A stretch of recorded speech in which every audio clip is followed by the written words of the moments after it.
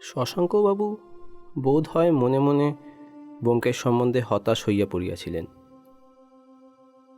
তাই সেদিন কৈলাসবাবুর বাড়ি হইতে ফিরিয়া আসার পর হইতে হত্যার প্রসঙ্গ আর ব্যোমকেশের সম্মুখে উত্থাপিত করেন নাই। তাছাড়া হঠাৎ তাহার অফিসে কাজের চাপ পড়িয়াছিল। পূজার ছুটির প্রাক্কালে অবকাশেরও অভাব ঘটিয়াছিল। অতঃপর 2-3 দিন আমরা শহরে ও শহরের বাহিরে যত্রতত্র পরিভ্রমণ করিয়া কাটাইয়া দিলাম। স্থানটি অতি প্রাচীন। জরাসন্ধের আমল হইতে ক্লাইভের সময় পর্যন্ত বহু কিংবদন্তি ও ইতিবৃত্ত তাহাকে কেন্দ্র করিয়া জমা হইয়াছে। পুরাবৃত্তের দিকে যাহাদের ঝোঁক আছে তাহাদের কাছে স্থানটি পরম লোভনীয়।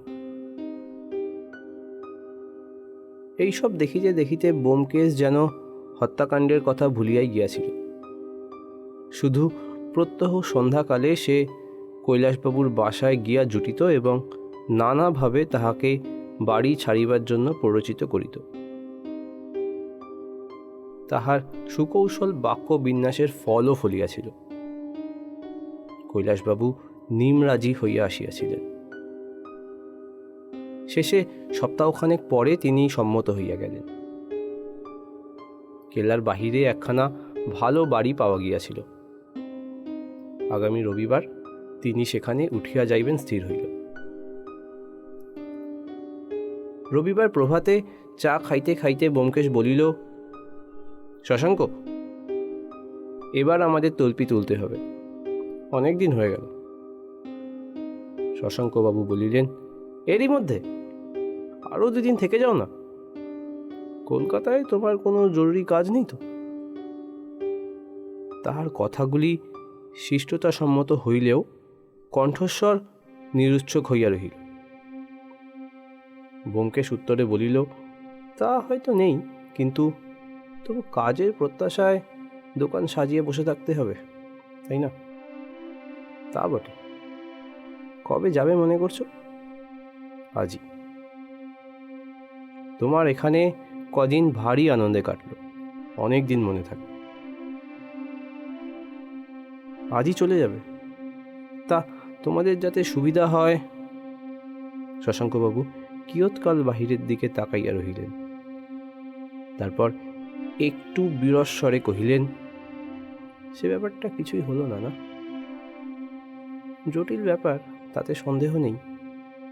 তবু ভেবেছিলাম তোমার যেরকম নাম ডাক, হয়তো কিছু একটা করতে পারবে। কোন ব্যাপারে কথা বলছো? ওই যে বৈকুণ্ঠবাবুর খুনের ব্যাপার। কথাটা দেখছি ভুলেই গেছো। ও না, ভুলিনি, কিন্তু তাতে জানবারও কিছু নেই। কিছু নেই তার মানে? তুমি কি সব জেনে ফেলেছো নাকি? তা একরকম জেনেছি বই কি। সে কি? ব্যোমকেশ, তোমার কথা ঠিক বুঝতে পারছি না। শশাঙ্কবাবু এই বলে ঘুরিয়া বসিলেন। ব্যোমকেশ ঈষৎ বিস্ময়ের সহিত বলিল, কেন, বৈকুণ্ঠবাবুর মৃত্যু সম্বন্ধে যা কিছু জানবার ছিল তা তো অনেকদিন আগেই জানতে পেরেছি। তা নিয়ে এখন মাথা ঘামাবার প্রয়োজন কি? শশাঙ্কবাবু স্তম্ভিতভাবে তাকাইয়া রহিলেন। কিন্তু অনেকদিন আগেই জানতে পেরেছো যখন? কি বলছো তুমি? বৈকুণ্ঠবাবুর হত্যাকারী কে তা জানতে পেরেছো? হ্যাঁ, সে তো গত রবিবারই জানা গেছে। তবে তবে এতদিন আমায় বলনি কেন? ব্যোমকেশ একটু হাসিল। ভাই, তোমার ভাবগতিক দেখে আমার মনে হয়েছিল যে পুলিশ আমার সাহায্য নিতে চায় না। বাংলাদেশে আমরা যে প্রথায় কাজ করি সে প্রথা তোমাদের কাছে একেবারে হাস্যকর। আঙুলের টিপ এবং ছেঁড়া কাগজের প্রতি তোমাদের অশ্রদ্ধার অন্ত নেই। তাই আর আমি উপযাচক হয়ে কিছু বলতে চাইনি। লোমহর্ষণ উপন্যাস মনে করে তোমরা সমস্ত পুলিশ সম্প্রদায় যদি একসঙ্গে অট্টহাস্য শুরু করে দাও, তাহলে আমার পক্ষে সেটা কী রকম সাংঘাতিক হয়ে উঠবে একবার ভেবে দেখো। শশাঙ্কবাবু ঢোক গিলিলেন। কিন্তু আমাকে তো ব্যক্তিগতভাবে বলতে পারতে, আমি তো তোমার বন্ধু। সে যাক, এখন কি জানতে পেরেছ শুনি? বলিয়া তিনি ব্যোমকেশের সম্মুখে চেয়ারটা নিয়ে বসিলেন। ব্যোমকেশ চুপ করিয়া রহিল। কে খুন করেছে? তাকে আমরা চিনি। ব্যোমকেশ মৃদু হাসিল। তাহার উরুর উপর হাত রাখিয়া প্রায় অনুনয়ের কণ্ঠে শশাঙ্কবাবু বলিলেন, সত্যি বল ব্যোমকেশ, কে করেছে? ভূত। শশাঙ্কবাবু বিমূঢ় হইয়া গেলেন। কিছুক্ষণ ফ্যাল ফ্যাল করিয়া তাকাইয়া থাকিয়া বলিলেন, ঠাট্টা করছো নাকি? ভূতে খুন করেছে? অর্থাৎ হ্যাঁ, তাই বটে। অধীর স্বরে শশাঙ্কবাবু বলিলেন, যা বলতে চাও পরিষ্কার করে বলো ব্যোমকেশ। যদি তোমার সত্যি সত্যি বিশ্বাস হয়ে থাকে যে ভূতে খুন করেছে, তাহলে। তিনি হতাশভাবে হাত উল্টাইলেন। ব্যোমকেশ হাসিয়া ফেলিল। তারপর উঠিয়া বারান্দায় একবার পায়চারি করিয়া বলিল, সব কথা তোমাকে পরিষ্কারভাবে বোঝাতে হলে আজ আর আমার যাওয়া হয় না। রাত্রিটা থাকতে হয়। আসামিকে তোমার হাতে সমর্পণ না করে দিলে তুমি বুঝবে না। আজ কৈলাসবাবুর বাড়ি বদল করার দিন, সুতরাং আশা করা যায় আজ রাত্রেই আসামি ধরা পড়বে। একটু থামিয়া বলিল, আর কিছু নয়, বৈকুণ্ঠবাবুর মেয়ের জন্য বড় দুঃখ হয়। যাক, এখন কি করতে হবে সেটা শোনো।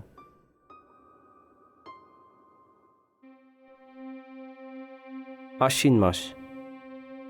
দিন ছোট হইতে আরম্ভ করিয়াছে। 6টার মধ্যে সন্ধ্যা হয় এবং 9টা বাজিতে না বাজিতে কেল্লার অধিবাসীবৃন্দ নিদ্রালু হইয়া শয্যা আশ্রয় করে। গত কয়েকদিনেই তাহা লক্ষ্য করিয়াছিলাম। সে রাত্রে 9টা বাজিবার কিছু পূর্বে আমরা 3 জনে বাহির হইলাম। ব্যোমকেশ একটা টর্চ সঙ্গে লইল। শশাঙ্কবাবু একজোড়া হাতকড়া পকেটে পুরিয়া লইলেন। পথ নির্জন। আকাশে মেঘের সঞ্চার হইয়া অর্ধচন্দ্রকে ঢাকিয়া দিয়াছে। রাস্তার ধারে বহু দূর ব্যবধানে যে নিষ্প্রভ কেরোসিন বাতি ল্যাম্পপোস্টের মাথায় জ্বলিতেছিল, তাহা রাত্রির ঘন কৃষ্ণ অন্ধকারকে ঘোলাটে করিয়া দিয়াছে মাত্র। পথে জনমানবের সঙ্গে সাক্ষাৎ হইল না। কৈলাসবাবুর পরিত্যক্ত বাসার সম্মুখে গিয়া যখন পৌঁছাইলাম, তখন সরকারি খাজনাখানা হইতে 9টার ঘণ্টা বাজিতেছে। শশাঙ্কবাবু এদিক ওদিক তাকাইয়া মৃদু শীষ দিলেন। অস্পষ্ট পদশব্দে বুঝিলাম কেউ আসিতেছে। অন্ধকারের ভিতর হইতে একটা লোক বাহির হইয়া আসিল। ব্যোমকেশ তাহাকে চুপি চুপি কি বলিল, সে আবার অন্তর্হিত হইয়া গেল। আমরা সন্তর্পণে বাড়িতে প্রবেশ করিলাম। শূন্য বাড়ি, দরজা জানালা সব খোলা, কোথাও একটা আলো জ্বলিতেছে না। প্রাণহীন শবের মতো বাড়িখানা যেন নিস্পন্দন হইয়া আছে। পা টিপিয়া টিপিয়া উপরে উঠিয়া গেলাম। কৈলাসবাবুর ঘরের সম্মুখে ব্যোমকেশ একবার দাঁড়াইল, তারপর ঘরে প্রবেশ করিয়া টর্চ জ্বালিয়া ঘরের চারিদিকে ফেরাইল। ঘর শূন্য। খাট বিছানা যাহা ছিল কৈলাসবাবুর সঙ্গে সমস্তই স্থানান্তরিত হইয়াছে। খোলা জানালা পথে গঙ্গার ঠান্ডা বাতাস নিরাভরণ ঘরে প্রবেশ করিতেছে। দরজা ভেজাইয়া ব্যোমকেশ টর্চ নিবাইয়া দিল। তারপর মেঝে উপবেশন করিয়া অনুচ্চ কণ্ঠে বলিল, বসো তোমরা। কতক্ষণ প্রতীক্ষা করতে হবে কিছু ঠিক নেই, হয়তো রাত্রি 3টে পর্যন্ত এইভাবে বসে থাকতে হবে। অজিত, আমি টর্চ জ্বাললেই তুমি গিয়ে জানালা আগলে দাঁড়াবে, আর শশাঙ্ক, তুমি পুলিশের কর্তব্য করবে, অর্থাৎ প্রেতকে প্রাণপণে চেপে ধরবে। অতঃপর অন্ধকারে বসিয়া আমাদের পাহারা আরম্ভ হইল। চুপচাপ 3জনে বসিয়া আছি, কোনো নরণচরণ নাই। নড়িলে বা একটু শব্দ করিলে ব্যোমকেশ বিরক্তি প্রকাশ করিতেছে। সিগারেট অগ্নিসংযোগ করিয়া যে সময়ের অন্ত্যেষ্টি করিব তাহারও উপায় নাই।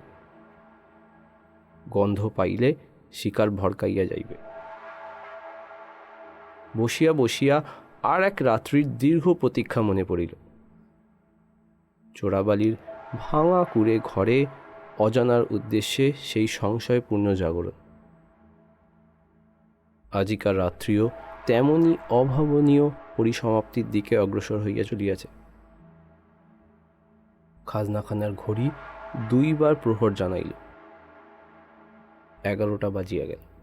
তিনি কখন আসবেন তাহা স্থিরতা নাই। এদিকে চোখের পাতা ভারী হইয়া আসিতেছে। এই তো কলির সন্ধ্যা ভাবিতে ভাবিতে একটা অদম্য হাই তুলিবার জন্য হাঁ করিয়াছি। হঠাৎ ব্যোমকেশ সাঁড়াশির মতো আঙুল দিয়া আমার উরু চাপিয়া ধরিল।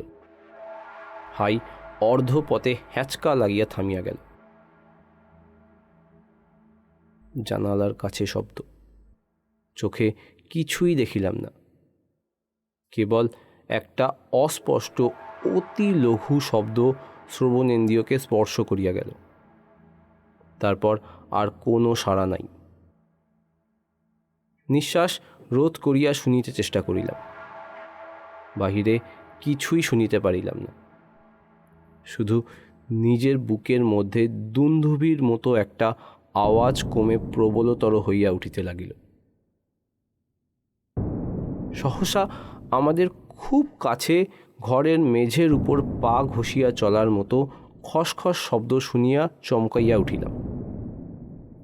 একজন ঘরে প্রবেশ করিয়াছে, আমাদের 2 হাত অন্তরে আসিয়া দাঁড়াইয়াছে, অথচ তাহাকে দেখিতে পাইতেছি না। সে কি আমাদের অস্তিত্ব জানিতে পারিয়াছে? কে সে? এবার কি করিবে? আমার মেরুদণ্ডের ভিতর দিয়া একটা ঠান্ডা শিহরণ বহিয়া গেল। প্রভাতের সূর্যরশ্মি যেমন ছিদ্র পথে বদ্ধধার ঘরের মধ্যে প্রবেশ করে, ঠিক তেমনি সূক্ষ্ম আলোর রেখা ঘরের মধ্যস্থলে জন্মলাভ করিয়া আমাদের সম্মুখের দেওয়াল স্পর্শ করিল। অতি ক্ষীণ আলো, কিন্তু তাহাতেই মনে হইল যেন ঘর উজ্জ্বল হইয়া উঠিয়াছে।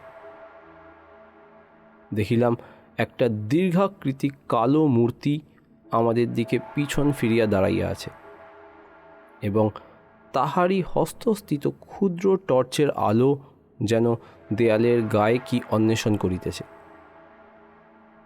কৃষ্ণমূর্তিটা ক্রমে দেওয়ালের দিকে অগ্রসর হইয়া গেল। অত্যন্ত অভিনিবেশ সহকারে দেওয়ালে সাদা চুনকাম পরীক্ষা করিতে লাগিল।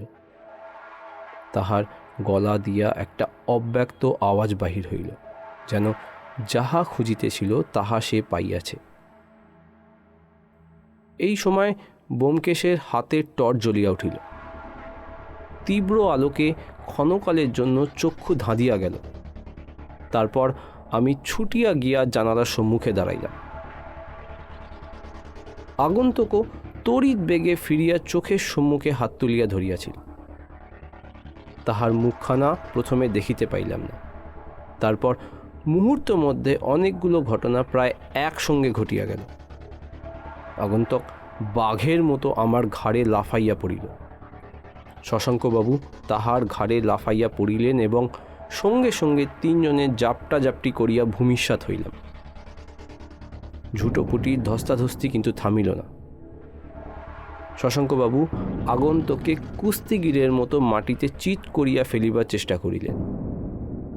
আগন্তক তাহার গন্ধে সজোরে কামড়াইয়া দিয়া এক লাফে উঠিয়া দাঁড়াইল। শশাঙ্কবাবু কিন্তু ছাড়িবার পাত্র নন। তিনি তাহার পা জড়াইয়া ধরিলেন। আগন্তক তাহাকে ঝাড়িয়া ফেলিতে পারিল না। ওই অবস্থায় টানিতে টানিতে জানালার দিকে অগ্রসর হইল। এই সময় টর্চের আলোয় তাহার বিকৃত বিভৎস রং করা মুখখানা দেখিতে পাইলাম।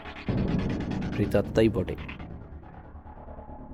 ব্যোমকেশ শান্ত সহজ সুরে বলিল, শৈলেনবাবু, জানালা দিয়ে পালাবার চেষ্টা করলে কেবল দুঃখই পাবেন। আপনার রণ পা ওখানে নেই। তার বদলে জমাদার ভানু প্রতাপ সিং সদল বলে জানালার নিচে অপেক্ষা করছেন। তারপর গলা চড়াইয়া হাঁকিল, ভানু প্রতাপজি, উপর আইয়ে। সেই বিকট মুখ আবার ঘরের দিকে ফিরিল। শৈলেনবাবু, আমাদের নিরীহ শৈলেনবাবু। এই বিস্ময়ে মনটা যেন অসাড় হইয়া গেল। শৈলেনবাবুর বিকৃত মুখের পৈশাচিক ক্ষুদিত চক্ষু দুটা ব্যোমকেশের দিকে ক্ষণেক বিস্ফারিত হইয়া রহিল। দাঁতগুলো একবার হিংস্র সাপদের মতো বাহির করিলেন, যেন কি বলিবার চেষ্টা করিলেন, কিন্তু মুখ দিয়া একটা গোঙানির মতো শব্দ বাহির হইল মাত্র। তারপর সহসা শিথিল দেহে তিনি সেইখানেই বসিয়া পড়িলেন। শশাঙ্কবাবু তাহার পা ছাড়াইয়া উঠিয়া দাঁড়াইলে ব্যোমকেশ বলিল, শশাঙ্ক, শৈলেনবাবুকে তুমি চেনো বটে, কিন্তু ওর সব পরিচয় বোধ হয় জানো না। কাঁধ দিয়ে রক্ত পড়ছে দেখছি। ও কিছু না, টিনচার আয়োডিন লাগালেই সেরে যাবে। তাছাড়া পুলিশের অধিকার যখন গ্রহণ করেছ, তখন তার আনুষাঙ্গিক ফলভোগ করতেই হবে। সে যাক, শৈলেনবাবুর আসল পরিচয়টা দিই। উনি হচ্ছেন সার্কাসের একজন নামজাদা জিমন্যাস্টিক খেলোয়াড় এবং বৈকুণ্ঠবাবুর নির্দিষ্ট জামাতা। সুতরাং উনি যদি তোমার ঘাড়ে কামড়ে দিয়েই থাকেন, তাহলে তুমি সেটাকে জামাইবাবুর রসিকতা বলে ধরে নিতে পারো। শশাঙ্কবাবু কিন্তু রসিকতা বলিয়া মনে করিলেন না। গলার মধ্যে একটা নাতি উচ্চ গর্জন করিয়া জামাইবাবুর প্রকোষ্ঠে হাত করা পড়াইলেন এবং জমাদার ভানুপ্রতাপ সিং সেই সময় তাহার বিরাট গালপাট্টা ও চৌমোফা লইয়া ঘরের মধ্যে আসিয়া স্যালুট করিয়া দাঁড়াইল।